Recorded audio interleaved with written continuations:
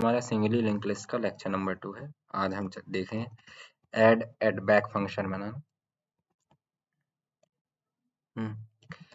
Add back function का मतलब है एड अ न्यू नोड, इसे कहते हैं इंसर्शन एट द बिगिनिंग। ठीक है, एट द बिगिनिंग। ठीक है, इंसर्शन एट द बिगिनिंग। और अगला है एक हम प्रिंट फंक्शन बनाएंगे। प्रिंट फंक्शन जो कि हमारा सारा डाटा प्रिंट करेगा। ठीक है, सबसे पहले हम स्ट्रक्ट नोड तैयार कर लें, स्ट्रक्ट नोड।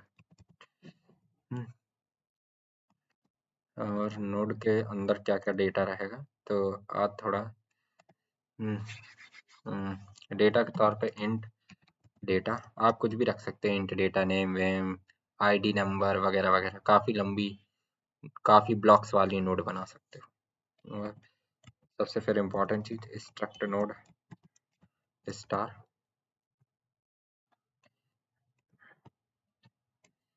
लिंक अगली नोड का। इतना हो गया। इसके बाद हम अगला एड बैक फंक्शन बनाएंगे, star node star add at back. ठीक है,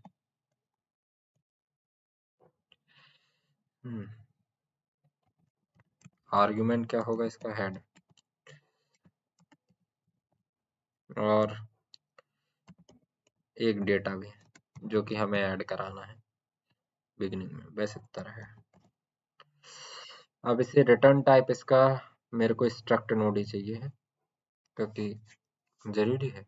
head is equals to add back function use करूंगा, रिटर्न टाइप हेड रहेगा, तो हेड का पॉइंटर चेंज हो जाया करेगा, पॉइंटर में नया लोकेशन आ जाया करेगा, वो आपको देखते देखते पता चलेगा। एक तो ये हो गया।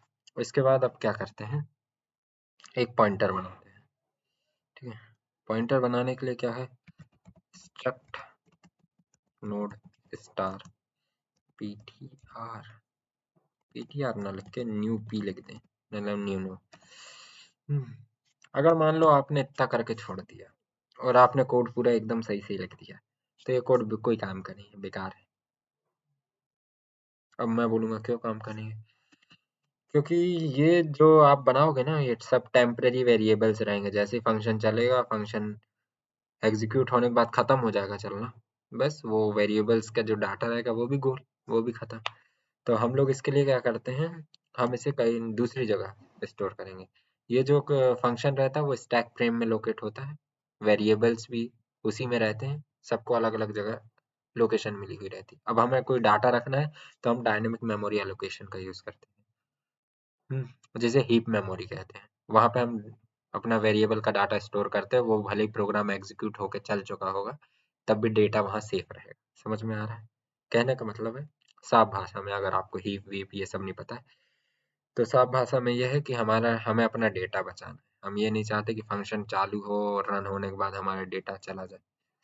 हम चाहते हैं कि वो मेमोरी में बना रहे जब तक कि हम प्रोग्राम काटे नहीं। प्रोग्राम काटे नहीं से मतलब ये बंद ना करते, तब तक के हमारा डेटा रहना चाहिए। ओके, तो उसके लिए हम क्या करते हैं, पहले डेटा किस तरह का डेटा यूज करना है, उसके लिए हम ये जिस तरह का किसी को इंटीजर चाहिए तो इंट एस्ट्रिक का साइन लगा दे, स्टार का, है ना।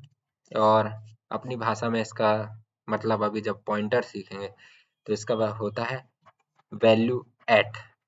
ठीक है, फिर मैलॉक यानी इसको कहते हैं मेमोरी एलोकेशन। फिर कितना साइज ऑफ की करनी है, कितने साइज की आपको मेमोरी एलोकेट करनी है, साइज ऑफ। और मुझे स्ट्रक्ट नोड के बराबर ही मेमोरी चाहिए, ये लो, ये हो गया। ठीक है, इससे करके दिखा रहा हूँ। सबसे पहले हो गया, उसके बाद कंडीशन लगा देता, if HEAD head is equals to null. मतलब जो किसी भी बंदे ने हमें जो पॉइंटर पकड़ा है उसमें कुछ भी नहीं है, तो फिर मैं क्या करूंगा, तो हम क्या करेंगे, new p dot data is equals to data, new p में डेटा डाल दिया, new p dot link is equals to null और रिटर्न न्यू पी।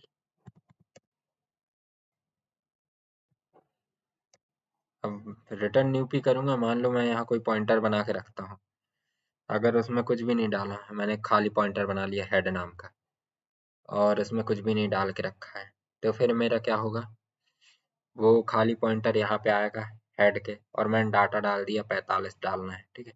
तो वो पहले कंडीशन चेक करेगा, पता चला हेड नल है, तो ये वाला एग्जीक्यूट होगा। वो न्यूपी इसने एक नोड बना के रखी है, ये रखी, उस न्यूपी वाले में वो डाटा डाल देगा, ठीक है।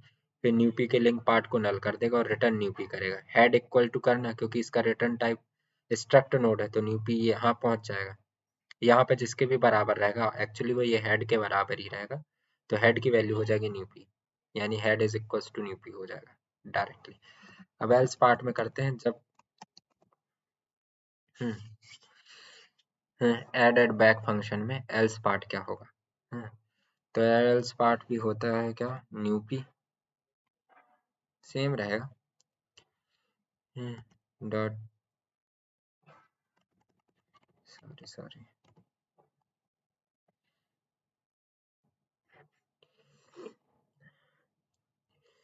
वैसे तो हम इसे सिंगल लाइन में कर सकते हैं, कि इसकी जरूरत ही नहीं पड़नी है कभी। Head is equal to null हो ना हो कोई फर्क नहीं पड़ता है, लेकिन क्योंकि लिंक पार्ट हमें नल करना पड़ता है, वो ध्यान में रखना पड़ता है, तो इसलिए दो कंडीशन में बनाना ज़्यादा अच्छे से रहेगा। अभी आपको समझ में आएगा। Head is equal to null है, यानी कोई नोड नहीं मौजूद है, हमने नई नोड बनाई तो नई नोड के अंदर नल लिंक पार्ट नल होगा।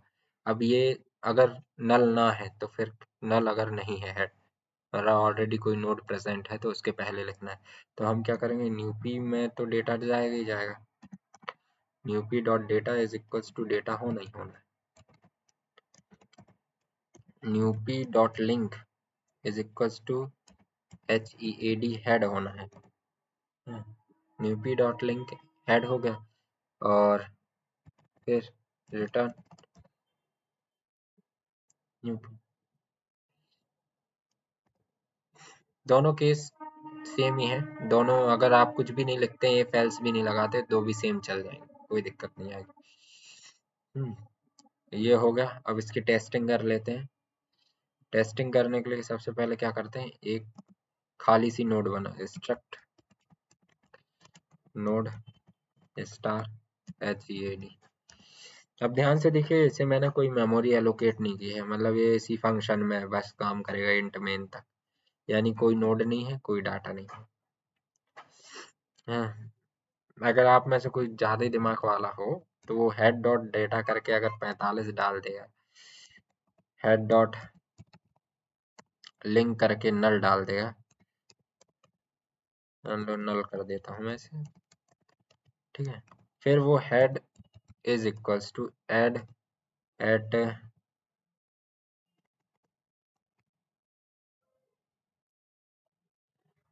एड बैक फंक्शन लगा के क्या चाहता है कि हेड और 96 ऐड हो जाए, 96 फर्स्ट नोड में आ जाए।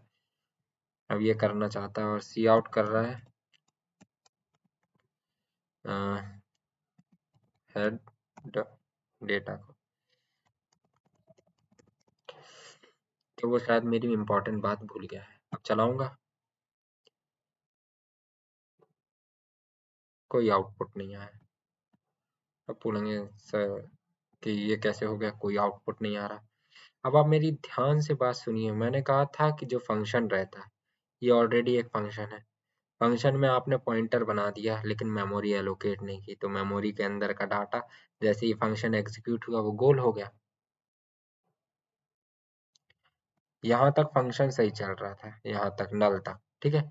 नल के बाद इसने जो भी फंक्शन रहता है वो स्टैक फ्रेम में चलता है, ये समझ लो एक ब्लॉक है, उस ब्लॉक को कहता हूँ स्टैक फ्रेम। जैसे कोई दूसरे फंक्शन को कॉल करता है किसी फंक्शन में, तो वो फंक्शन छोड़ के वो दूसरे ब्लॉक में चला जाता है, फिर उस पूरे ब्लॉक को जैसे ही खत्म करके वापस आता है, इस ब्लॉक का सामान चोरी हो चुका होता है, चोरी हो चुका यानी गोल हो चुका होता है। अब तो फिर इसे कैसे मैनेज करूं सर, ये तो ठीक नहीं होगा, तो ये या तो ऊपर ये इतना बड़ा लिखा है struct node star malloc size of struct node लिखो, या तो फिर मेरी तरह न्यू NODE नोड न्यू लिख के और जो भी आपका नाम है डेटा टाइप का वो डाल दो, नोड है। अब देखो अब काम करेगा, आंसर है 96। ठीक है 96। अब एक प्रिंट फंक्शन बनाते हैं, फिर मैं एक्चुअली आपको दिखाता हूँ कि होगा क्या। void print फंक्शन ये क्या लेगा, केवल हेड लेगा, struct node star HEAD head,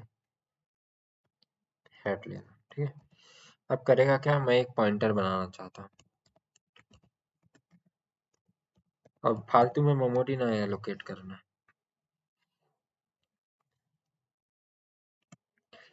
अभी आपको डिलीट करना, अभी तो मैंने क्रिएट करना बताया था न्यू करके, अब डिलीट कैसे करते हैं वो भी सिखाना है। स्ट्रक्ट नोड स्टार टेम्प नाम से बना रहा हूँ, उसमें हेड डाल रहा हूँ HEAD हेड। इफ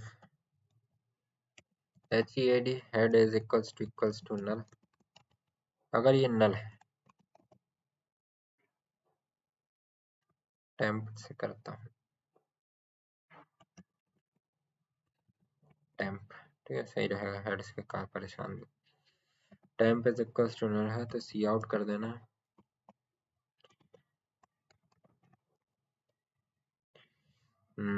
क्या there is no node,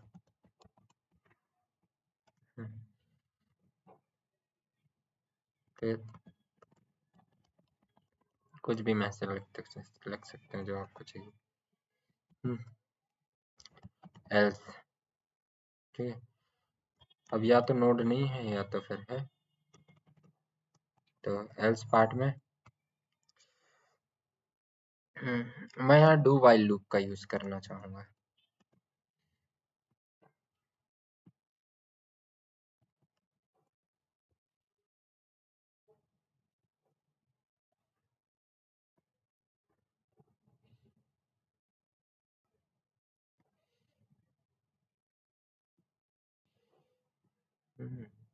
do while loop का यूज करना चाहूँ, देखो ये रहा इसका तरीका, दिख रहा है एज इट इज लिखा था मैंने। अब डू वाइल लूप में कंडीशन क्या रहेगी कि temp dot data cout temp dot data,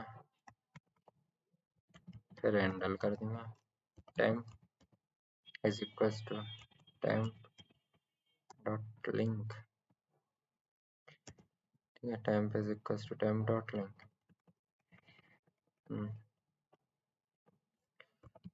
temp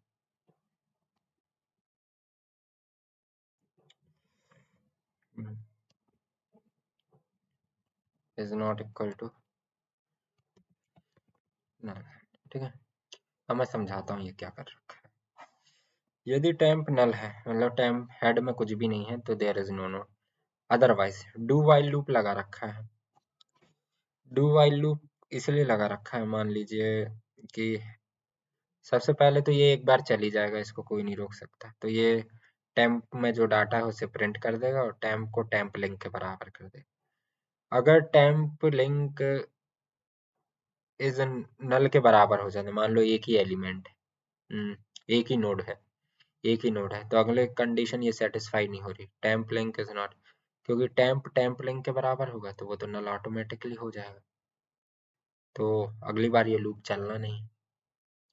अगर कोई दूसरा एलिमेंट है तो temp is not equal to null होगा, अगली बार फिर लूप चल जाएगा, फिर यहाँ पहुंचेगा, फिर ये अगले वाले में भेज देगा, फिर अगली कंडीशन नहीं क्रॉस कर पाएगा। अब मैं आपको यहाँ करके दिखाता हूँ। यहाँ पे बस प्रिंट HEAD हेड डालो और करिश्मा देखो 9645 ये हो गया। हाँ तो ये कुछ इस तरह से चलने लग गया 9645।